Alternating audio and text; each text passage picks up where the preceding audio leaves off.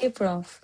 In this video, I want to reflect on our journey with Block 71 because I think that was the point where Bamboo started becoming a lot more focused and intentional. Before this, we were exploring a lot of different ideas like products, workshops, treatment centers, but everything felt a bit scattered. And I think Block 71 really helped us bring direction to all of that.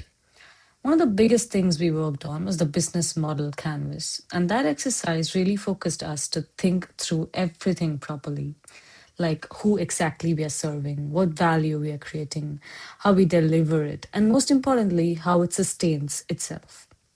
For example, instead of just saying we want to help farmers, we had to define very clearly what that actually looks like through workshops, treatment, and market access. And that shift from ideas to structure was quite significant. Another big learning for me was around budgeting and where to invest resources. Because earlier we were just trying things out without fully thinking through costs and sustainability. But through Block 71's mentorship, we had to actually break things down, like workshop costs, tools, operational expenses, and understand how each of these contributes to the bigger picture. And that made me realize that impact alone isn't enough. It had to be financially thought through as well. We also went through a phase where we had to rethink our approach. For example, we initially explored scaling product production, but realized that the pace and availability of villagers made that difficult to sustain. So we shifted more towards demand-based workshops instead. And that taught me something important, that building something like this isn't about forcing a model to work, but adapting to the realities of the community. I think the biggest takeaway for me, though, from this whole journey was understanding the importance of making bamboo bonds self sustaining.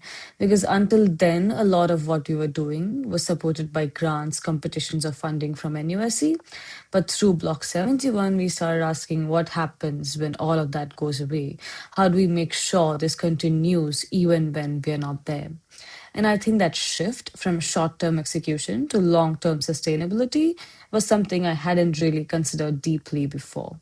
And I also want to acknowledge that we haven't yet fully seen Bamboo become self sustaining.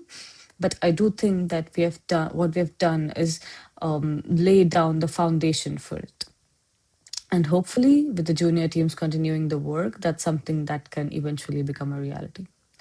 And overall, this journey made me realize that building impact is not just about good intentions or ideas, it's about structure, sustainability, and creating something that can actually last beyond us.